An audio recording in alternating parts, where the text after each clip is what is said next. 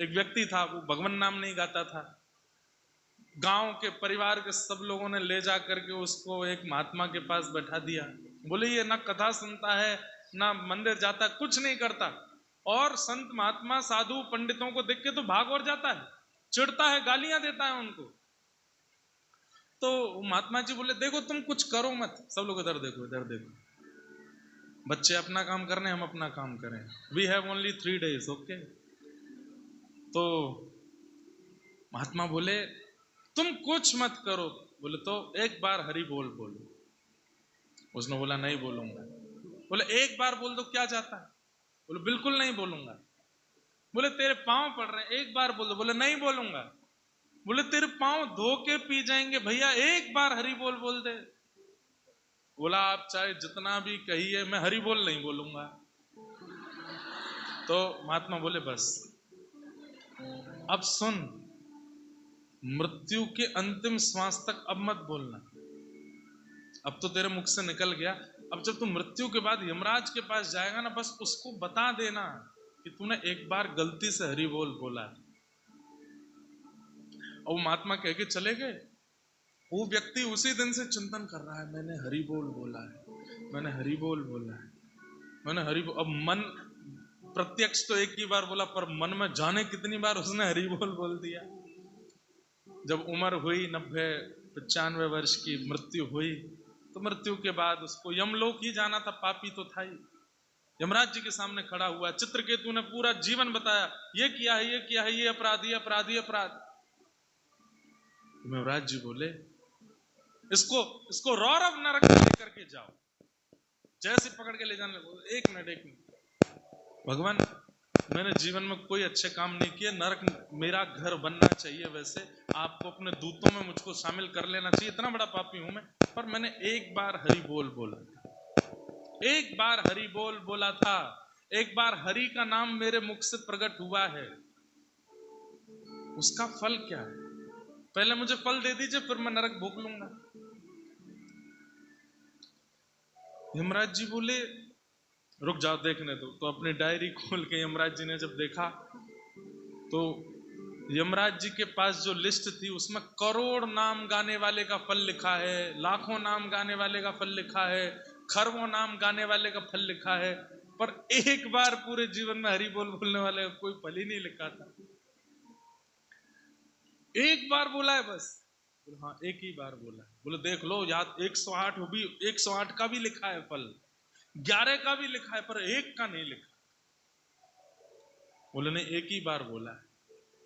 यमराज जी बोले तो फिर एक काम करो, सुनो, इसको लेके चलते हैं नारद जी के पास, पूरे दिन हरि बोल करते रहते हैं, नारद जी के पास ले चलो। यमराज जी जैसे जाने लगे तो वो व्यक्ति बोला ऐसे नहीं जाऊंगा, पालकी मंगवाओ। यमराज जी बोले पालकी क्यों? बोले हरि बोल बोला है मैंने। आपको इसका फल तो पता नहीं है? क्या पता हरि बोल बोलने का फल विमान में घूमना होता हो?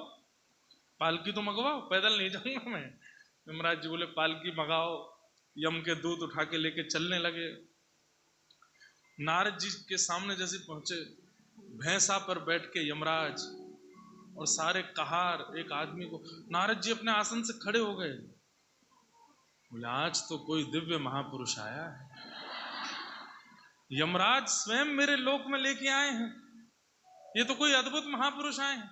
हे यमराज जी कौन है ये? बोले पूछो मत।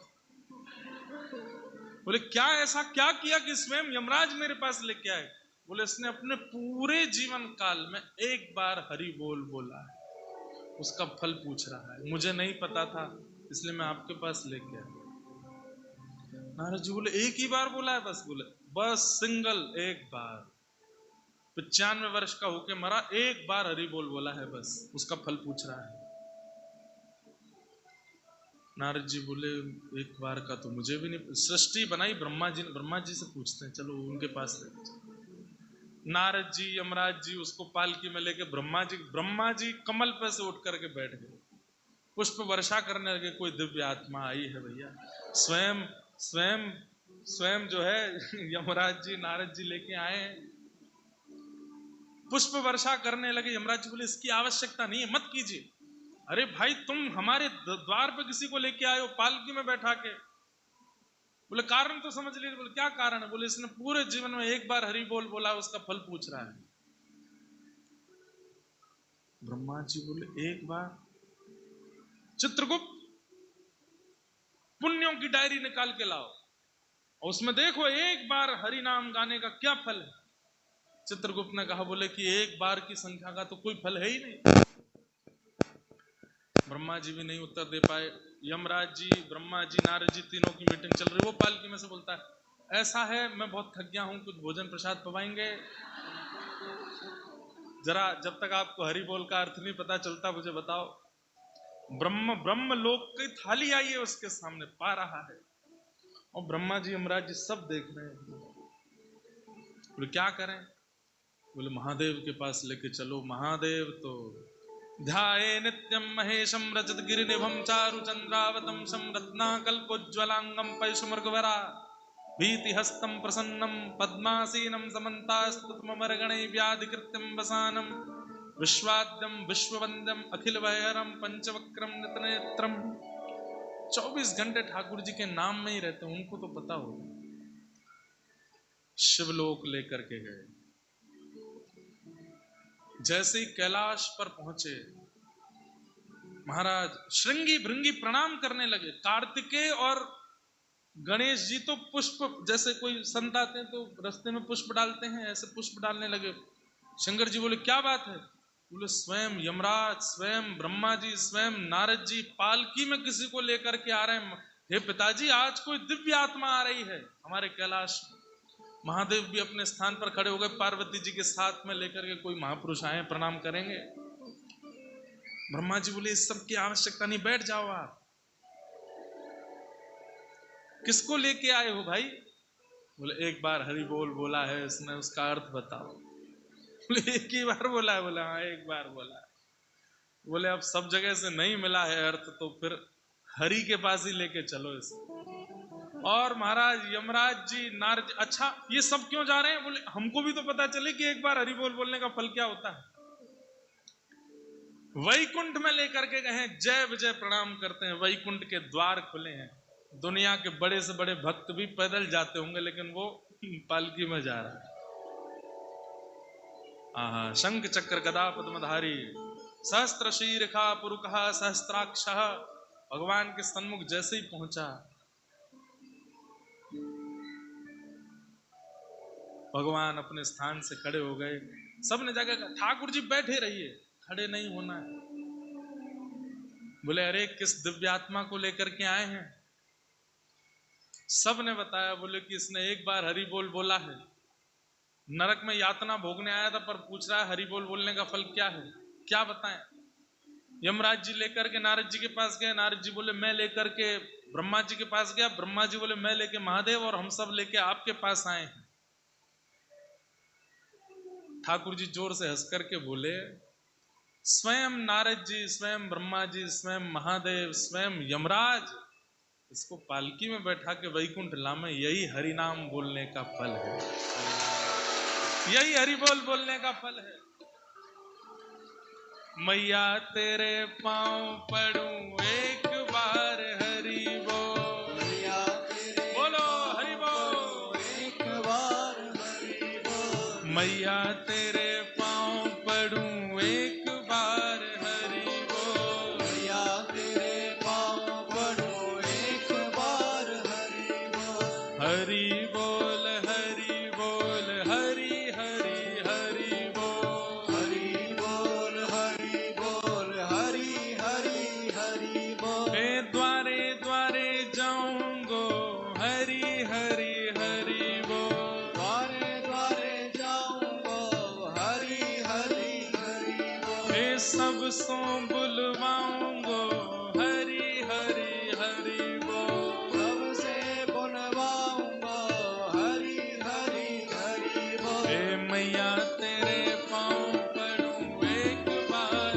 हरि बोल, मैया तेरे पांव पड़ूं एक बार हरि बोल, हरि बोल हरि बोल हरि बोल हरि बोल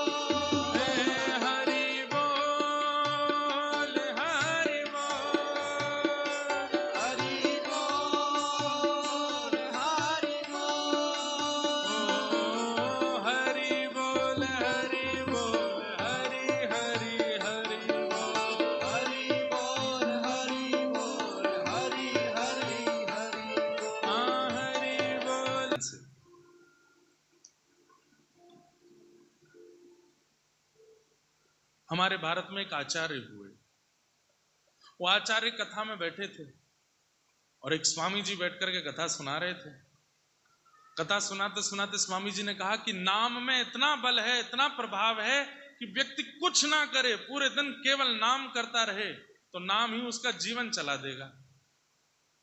एक बालक पुत्र की बालक खड़े होकर के बोला, मैं दिन भर काम ना करूं, मैं दिन भर कुछ ना करूं, पूरे दिन नाम ही नाम करता रहूं, का नाम मेरे को भोजन करा देगा? मैं धन ना कमाऊं, अन्न ना खरीद के लाऊं, रसोई घर में जाके ना बनाऊं, तो क्या नाम मुझे भोजन करा देगा? तो व्यास मंच पर बैठे हुए आचार्य बोले, अगर तुम्हारे प्रगाढ़ विश्वास होगा तो नाम भोजन भी करा देगा। तो उसने कहा ठीक है, मैं पूरे गांव वासियों को कह करके जा रहा हूं कि मैं 1 सप्ताह के लिए कुछ नहीं करूंगा, केवल एकांत में बैठ के नाम करूंगा, देखता हूं कि नाम मुझे भोजन कराता है कि नहीं। आचार्य चरण गए, छोटे बालक गए और वन में जाकर के एक वृक्ष के ऊपर बैठ गए और बस राम राम राम राम राम राम राम राम राम राम राम राम राम राम जपने लगे। अच्छा, नाम भी 2 प्रकार से होता है। जैसे हमारे व्रज में एक महात्मा है, उनका नाम मैंने देखा तो राम राम राम राम राम राम राम राम राम राम राम राम राम, जितनी श्वास है उतनी राम राम बोले। अब बीच में श्वास लेने के लिए रुकना तो पड़ेगा, राम नाम छोड़ के सांस लेंगे फिर नाम राम राम राम, लेकिन उनका नाम कैसे चलता है? राम राम राम राम राम राम राम राम राम राम राम राम राम राम राम। वो सांस लेते हैं तब भी राम राम बोलते, एक क्षण के लिए नहीं छोड़ते। ऐसे नाम करने वाले लोग रहते हैं वृंदावन में, भारत में, अयोध्या में, चित्रकूट में। तो आप उस वृक्ष के ऊपर बैठ करके राम राम राम राम गाने लगे, बोले देखता हूं नाम मुझे भोजन कराता है कि नहीं। बैठे बैठे बैठे बैठे बैठे घंटों व्यतीत हो गए, तभी वहां कुछ यात्री आए और उस यात्री उस वृक्ष के नीचे से ही जा रहे थे। वृक्ष के नीचे से जाते समय उन्होंने आपस में चर्चा की, ऊपर इनका राम नाम चल रहा था। उन्होंने कहा, भैया चलते चलते सुबह से दोपहर हो गई है, बहुत धूप हो गई है, थोड़ा इस वृक्ष के नीचे आराम कर लेते हैं, सामने नदी है, हाथ मुंह धो लेते हैं और हमारे पास बहुत सारा प्रसाद रखा है, थोड़ा पा लेते हैं। उन लोगों ने स्नान करके वृक्ष के नीचे बैठ के अपना पूरा प्रसाद खोल करके जैसे ही पाने लगे, सब लोग इधर देखो, ध्यान से सुनो, जैसे ही पाने लगे, ऊपर बैठे बैठे ये राम नाम कर रहे थे, जैसे ही पाने लगे उतने में ही उस क्षेत्र का एक बहुत बड़ा डाकू अपनी पूरी फौज लेकर के आ गया और उन यात्रियों को चारों तरफ से घेर करके अपनी तलवार निकाली, बोले सब सामान नीचे रखो, हाथ ऊपर कर लो। बोले भैया हम पे कुछ नहीं, हम तो यात्रीगण हैं, हमारे पास कोई धन धान्य नहीं है, सोना चांदी कुछ भी नहीं है। बोले सब क्या रखा है झोले में? बोले सब भोजन प्रसाद है। बोले इन लोगों को बंदी बनाओ, किनारे करो, हाथ पैर बांध के किनारे किया। बोले इनका सब झोला जो भी सामान है निकालो, भोजन प्रसाद सारा निकाला। बोले मालिक कोई धन धान्य तो नहीं है, पर भोजन और ये सब प्रसाद वगैरह बहुत ज्यादा है इनके पास। उन यात्रियों को भगा दिया, बोले तुम भागो यहां से, भोजन छोड़ जाओ। और कोई बात नहीं, धन नहीं मिला, आज भोजन ही करते हैं। सबरे डाकू डकैत बैठ करके वो भोजन प्रसाद जैसे ही पाने लगे तो उनमें से एक मंत्री बोला, बोले मालिक रुको, क्या हुआ? कहीं ऐसा तो नहीं पास के नगर का राजा हमको ढूंढ रहा है, उसने इन यात्रियों को विष मिला करके भोजन भेजा हो यहाँ पर, और ये यात्री षड्यंत्र बना करके ये भोजन हमको खिला देंगे ताकि इनका खा करके हम मर जाएं, और जो राजा हमको ढूंढ रहा था वो सब जगह घोषणा कर दे कि अब हमारा राज्य जो है वो डाकू डकैतों से मुक्त हो गया है। एक बार इस भोजन का परीक्षण कर लेना चाहिए, कहीं इसमें विष तो नहीं। बोले परीक्षण कौन करेगा? बोले हम सब तो आपके संगी साथी, हम और वो यात्रियों को आपने भगा दिया, अब परीक्षण कौन करेगा? तो ढूंढने लगे, कोई मिले तो परीक्षण करे। ऊपर बैठे बैठे वो बालक राम राम राम राम जप रहा था, तभी एक सैनिक की नजर पड़ी, अरे मालिक मिल गया मिल गया मिल गया, देखो ऊपर बैठा है, इसको नीचे उतारो। अब वो बालक भागा वहां से तो जैसे तैसे उसको पकड़ लिए। पहले तो उसके हाथ बांधे, उसके पैर बांधे, बोले इसका मुंह खोलो। अब वो बालक सोच रहा है कि मैं घर पे बोल के आया था कि केवल राम नाम करूंगा, देखता हूं भोजन मिलता है कि नहीं। बोले मुंह खोलो इसका। दबा करके मुंह खोला और लो पूड़ी लो, इसमें लड्डू भी डालो, इसमें सब्जी भी डालो, इसमें रायता भी डालो, जो जो सामग्री सब डालो, डालो इसके मुंह में। और लेकर के वो लोग उसको खिलाने लगे। बोले चबाओ इसको, खाओ। मतलब यहां तक स्थिति पहुंच गई कि चबा भी स्वयं नहीं रहा है, दो लोग पकड़ करके उसका मुंह चला रहे हैं। अंत में उसने आकर के पूरे गांव के आगे घोषणा कर दी, राम नाम में इतना बल है कि चबाना भी नहीं पड़ता, चबाते भी राम जी ही हैं। ये नाम की महिमा है, ये नाम की महिमा है। और ये कोई मनगढ़ंत कथा नहीं है। हमारे भारत के आचार्य, यही बालक फिर आचार्य हुए। जीवन भर इन्होंने फिर राम नाम ही जपा। तो मेरा कहने का मतलब ऐसा नहीं, मंत्र में अंतर होता है। गुरु दीक्षा के बाद जो मिलता है वो मंत्र है, और भगवान नाम कोई भी गा सकते हो। कृष्ण कृष्ण रटो, माधव माधव रटो, गोविंद गोविंद रटो, गोपाल गोपाल रटो, माधव मधुसूदन मुरारी, हरि राधा किशोरी श्यामा, कुछ भी जपो। नाम की बड़ी महिमा। एक मथुरा में एक वैष्णव आए, उनकी पत्नी का नाम था किशोरी, और एक रोग होने के कारण पत्नी का देहावसान हो गया। पधार गई उनकी पत्नी। इतना प्रेम करते थे अपनी पत्नी से कि अपनी पत्नी की विरह में याद में मथुरा से रोना प्रारंभ किया, और रोते रोते रोते विहंगम वन में रोते रोते कब बरसाना पहुंच गए उनको नहीं पता था। कोई भक्त नहीं थे किशोरी जी के, कोई भगत नहीं थे, पत्नी के भक्त थे। रोते रोते जब बरसाना पहुंचे ना, और हाँ किशोरी, अरे तुम कहाँ चली गई, मुझे छोड़ के क्यों चली गई, अरे मेरी किशोरी जल्दी आ जाओ, मैं कैसे रहूंगा तुम्हारे बिन। ऐसे करके जब रोने लगे तो निकुंज में विराजमान तप्त कांचन गौरांगी श्री राधे वृंदावनेश्वरी, आप पूछती हैं ललिता जी से, हे ललिते, ये मेरे नाम को गाकर के इतना करुण क्रंदन कौन कर रहा है,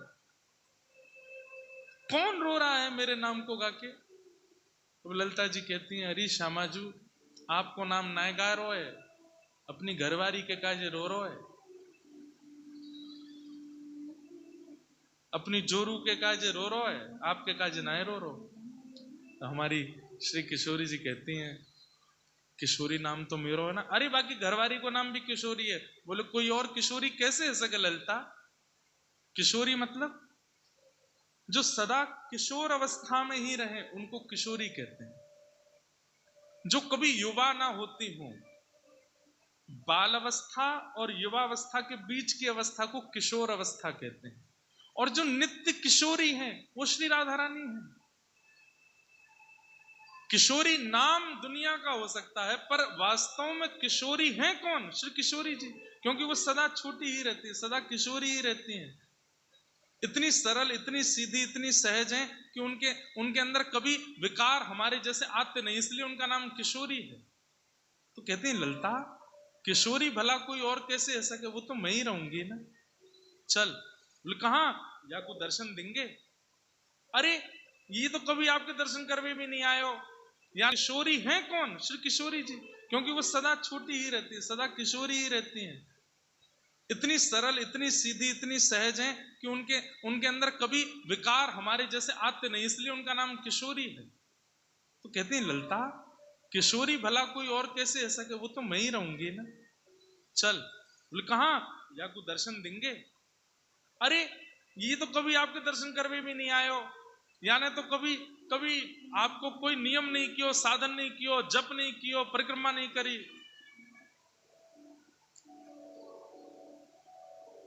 किशोरी जी कहते हैं, जिस करुण क्रंदन से वो रो रहा है, मेरे से अब रहा नहीं जा रहा, चलो मिलने। और बंधुओं, रोते हुए उस व्यक्ति के सन्मुख किशोरी जी प्रकट हो गई, जिन राधा रानी के दर्शन करने के लिए देवता आदि भी तरसते रहते हैं। किशोरी तेरे चरणन की रज पा, जहाँ रज को ब्रह्मादिक तरसत, जहाँ रज को ब्रह्मादिक तरसत, सोरज शीश चढ़ाऊं, सोरज शीश चढ़ा, किशोरी तोरे चरणन की रज पा, किशोरी तोरे चरणन की रज पा। ब्रह्मादि देवता भी जिन किशोरी जी के दर्शन नहीं कर पाते, वो व्यक्ति अपनी पत्नी की याद में रो रहा है, किशोरी जी उसके सामने प्रकट हो गई। और प्रकट होकर के किशोरी जी ने उन वैष्णव का नाम रख दिया किशोरी अली। वही बरसाने के एक परम रसिक हुए, उनका नाम फिर किशोरी अली हुआ। किशोरी अली के नाम से फिर उनके पद हुए किशोरी जी ने।